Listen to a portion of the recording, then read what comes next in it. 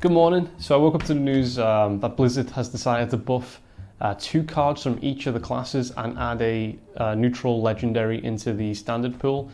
Most of the cards that are buffed, I think, were from the Boomsday project, and they're all in standard rotation. So we'll take a look at each one in order, starting with the 2 Druid cards. Druid, I think, got the worst buffs out of each class. I don't think they're going to make much change on the ladder, standard and wild.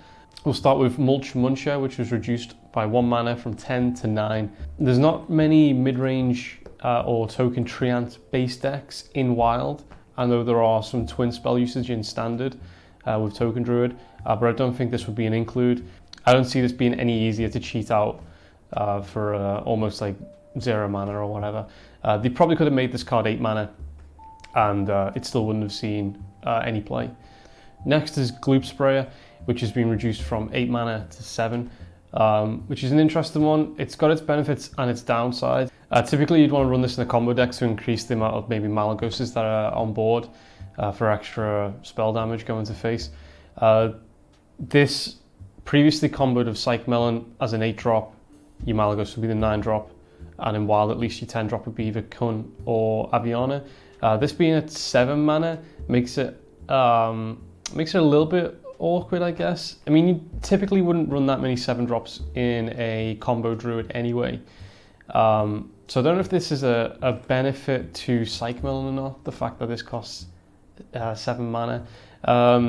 It'd be interesting to try out in a kind of like a big Druid deck, because a lot of the 8 drop pulls would be like Lich King, Rag, and maybe even like KT or something like that. So this being 7 mana is beneficial for that type of deck, but it would be interesting to test it out. I think ramp has been too heavily nerfed to make this viable pick in wild, but it's worth testing. Hunter, 2 cards reduced by mana. One I think is very good, and we'll start with that one. It's the Necro Mechanic. It's kept its same stat line as a 3/6, but it's now 4 mana down from 5. This could be quite good for the likes of Death Rattle Hunter and Reno Hunter, replacing Umbra, because Umbra's stat line isn't that great for 4 mana. The same amount of mana now, you get an extra 2 health stats, so it's harder to remove.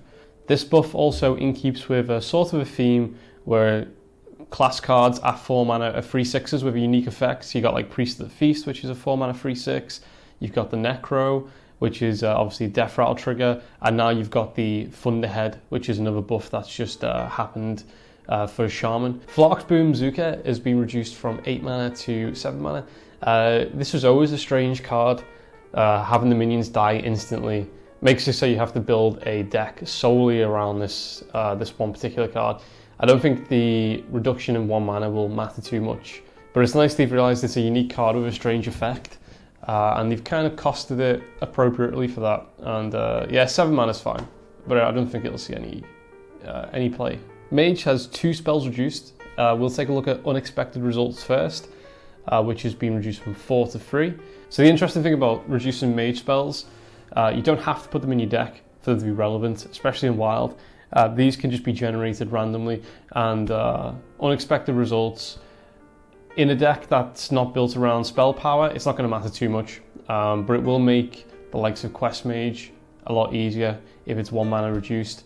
You have to remember, if you've got stuff like Apprentice on board, it goes down to 2 mana, which is much easier for them to use. So it's not significant in the fact that you're going to build a deck around it. It's significant with the fact that you're going to get it as a random spell from Cyclone or something like that, or Glyph, which does actually matter quite a bit. The second card is Luna's Pocket Galaxy, and that's had a heavy reduction. That's gone from 7 to 5. Again, what I've just mentioned with random spell generation, that's a lot more easier to use, but you can potentially now build a deck around this, because so to spend 7 mana on a card that does nothing is a huge tempo hit, and by turn 7 you're still trying to stabilize. So the fact that this is 5 mana now, it makes it a lot easier to skip 1 turn and try get the advantage of the 1 cost minions after. So I run a few like stupid decks with Major Domo and Caldrake and BGH and stuff like that. So this will make that deck maybe a little bit easier to do. So For the reasons I mentioned before with random spell generation, you could probably build a deck around this, and it might have like a slightly higher win rate, even though the win rate's not very good. So Paladin have seemed to have got a buff to hand buff mechanics, which was originally from the Gadgetzan expansion. First card, Christology, has been reduced to 1 mana from 2, and that will draw 2 1-attack minions. So you can have that pull cards that you typically want to buff, so like 1-cost cards or 2-cost cards. Having that at 1 mana is very good because you can play that instantly and then curve into a hand buff. The second card is Glowstone Technician. For a 6-drop, the stats are poor. For a 5-drop, the stats are poor. The problem with hand buff mechanics is that you have to give up a turn of tempo to regain it back for those 2+2 stats. So you take a look at something like Fungal Mancer, you instantly get the 2 minions buffed, essentially with charge. I have seen some attempts at hand buff Paladin with kind of like mixed results. It'd be interesting to go back and test that out and see how viable it is, especially with the Lifesteal Twin spell and a few other new cards that were released. Priest also received 2 spells that were reduced in mana. Extra Arms is down from 3 to 2. You could argue this is like an original twin spell, right? You cast it and then you get a second arm back. The fact that this is now 2 mana makes it great with the likes of Radiant Elemental. So essentially it's a split buff of a 4/4 for 2 mana if you have Radiant Elemental live. It's hard to judge how good this is because Inner Fire Priest isn't really seeing too much play on the wild ladder at the minute. It's mainly Mind Blast and Big Priest that is seeing play. The second one is Cloning Device, which is being reduced from 2 mana to 1 mana, and this discovers a minion from your opponent's deck. So this is sort of like a superior version of Mind Vision now. I can't see this being played too often in a priest deck. The only one I can see it seen playing is like in a Reno deck that focuses on small spells and pinging the target down with the Death Knight, and that hasn't existed for a while now. Rogue has a spell and a minion reduced. We'll start with the Pogo Hopper, which is now down from 2 mana to 1. This now can combo with Magic Carpet and Sonya, which has an effect that's kind of similar to Houndmaster Shaw in Hunter and Death Rattle minions, where you can play all 3 of these and have a trade up, play it again, trade up, play it again, trade up. Obviously you'd need your opponent to have like a big board of minions in order to do that, but that's pretty interesting. I don't think Pogo Hopper will see any play. I'll see some play maybe in Wild, being reduced to 1 mana. Rogue decks will have to change somewhat in Standard and Wild. In Wild, I think it'll be mainly Odd Rogue that will be like the top tier played deck for Rogue, but it'll be fun to test out the old Bunny Hopper, especially with that Sonya and Magic Carpet combo I just mentioned. The second one mentioned, which isn't very relevant, is Violet Haze. Violet Haze is a grindy card because it generates 2 full mana Death Rattle minions and they're random. So you'd expect this in like an old school kind of grind mage where it's like a control mage and it's just going for value. Rogue doesn't really do that. They don't really want extra random cards for full mana. They're a tempo deck, not a grind deck. So even though this is 2 mana now, it's fairly useless. It won't see any play. Shaman got some pretty good buffs. 1 spell, 1 minion. We'll start with the spell, which is Stormbringer. Similar to Mage, Shaman has ways to generate cards. Not as reliably, but they do have ways to generate spells. And Stormbringer, I think, is one of those cards that you wouldn't put in your deck, but you'll generate it. And the 1 mana reduction actually makes this actually really good. In Wild, you have Doppelgangsters, which 5 mana, you can lead into a 6 mana Stormbringer. I have a Shudder deck that runs 2 Doppelgangsters and 2 Haunted Visions. And there's been many times actually where Haunted Visions has found Stormbringer. And with this leading into Doppelgangster, Stormbringer is now very playable on turn 6. And majority of aggro decks typically won't touch a bunch of 2/2s on the board because it's too much resource to pump in instead of going face. The minion isn't actually reduced, sorry, it's a stat buff. It's Thunderhead, which is a 4 mana 3/6 now from a 4 mana 3/5. This keeps in line with what I mentioned before with class cards having a 4 mana 3/6 stat, similar to the Priest of the Feast and the Necro mechanic. Thunderhead's never really seen much play in the wild format. The fact that it's buffed to 1 extra stat is good, but it's not good enough to push a Overload archetype or like token archetype, I don't think. I think even Shaman still outdoes what Thunderhead deck could do, essentially, with minion generation and late game value, early removal. I don't think this will see much play on wild. I'm not too sure about standard Shamans. I'd have to go in and investigate what they look like. Warlock has a spell reduced and a minion reduced. So we'll take a look at Spirit Bomb first, which was 2 mana, now 1 mana. So at 2 mana, Spirit Bomb was deal 4 damage to a minion and yourself. That was wildly overcosted. So if you take a look at something like Soulfire, Soulfire is 1 mana. It has a downside, which is discard a card. Or if you build a deck around it, it's a benefit in some cases, the discard mechanic. So it's like a double-edged sword, similar to what Spirit Bomb is.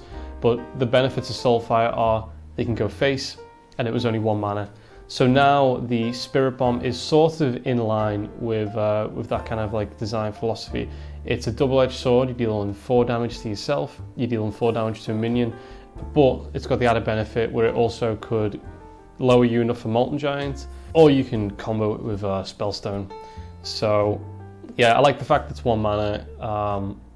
Not being able to go face is a huge downside as well. I just don't think it's going to be anywhere near good enough to put in a Arena Lock or a Reno control deck, or even you definitely wouldn't put it in a zoo, because your health total is a resource and this is probably going to be doing too much damage to your face. Dr. Morrigan is now 6 mana, down from 8, so this is another big reduction. 2 mana is the biggest reduction we've seen in the buffs. There is a slight downside to this. I know some people played like versions of Big Warlock where they use Vanguard to pull out Morrigan, which would then obviously pull another minion out. So you can't do that anymore. You can't combo this with the Recruit. But 6 mana, it's obviously more playable from hand now. I don't think it'll fit into any deck really. Like, I don't think it'll fit into a deck still. The mechanic of pulling a card from the deck and popping that one back in doesn't really fit too well in Wild. I'm just trying to think now, is there a stupid way you could get that to work with like Brand Banker, put multiple copies in? Probably not. It's nice that they reduced it again. It's one of those unique effects like Flark's Boom Cannon, where it was too overcosted for what it does. So it's nice that they've realised that and they've brought the mana cost down on it. Probably the scariest buff is the buff to Warriors cards, because they're both mechs. And like I say, with cards that are easy to generate, you don't have to put them in your deck for them to matter, for the buff to matter. A lot of the Warrior mech cards are generated by the Omega or by the Hero Power. So the fact that these two cards have received a stat buff is quite scary. The first one is Security Rover, which they've raised the stat line of the health by 1, so it's now a 2/6 instead of a 2/5. Again, that's pretty significant because this generates a 2/3 taunt minion every time it takes damage, so an extra 1 health on there could mean an extra taunt minion popping off this. The fact you can generate this as well should have some effect on Standard Ladder. And for the people that are playing like Odd Warrior in Wild, this would also matter for card generation. Next is the Brilliant Nullifier, which again has received a 1 attack buff. This is the mech that can't be targeted by spells, hero powers. So this is good if you mechanize a taunt onto it. The one attack will matter. You can trade up a lot easier into other minions with this.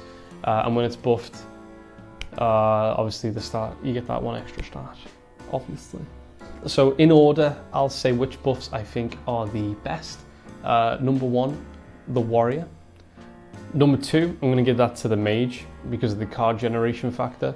Number 3, I'm going to give that to Hunter because the buff to the Necro mechanic seems to be a significant one. Number 4, I'm going to give that to the Paladin because it's interesting to see how Christology will be used. I think that's going to be significant for curve purposes. Lastly is the new neutral legendary that they're going to be introducing to the game, and it's Snip Snap. This is a legendary 3 mana, 2/3 mech. It has Magnetize, Echo, Death Rattle, summon two mini bots. It's already been pointed out that Priest will have a turn 5 OTK with Reckless Experimenter, just a mech being on board, so probably the Stealth mech or any kind of like sticky Death Rattle mech. And then you just magnetize this to the mech that's already on board. And by turn 5, you can theoretically do as much damage as the time will allow. So it'll be interesting to see how the animation plays out on this mech. Yeah, this is pretty powerful. Like in standard, I can see this being played in Mech Hunter. It's not too bad. It's equivalent to a couple of the other magnetized cards that leave behind 1/1 bodies. So yeah, I can see this scene play. It seems powerful, but not too powerful. But obviously with combinations of other cards, like we just mentioned there, it can be a little bit nutty. So they might have to reduce the cost of the Priest card. Maybe have it just reduce Death Rattles by 2 mana or something like that, but we'll see. It's nice to see some buff cards coming from Blizzard. Hopefully they'll do more of this in the future. And stay tuned for more videos from me.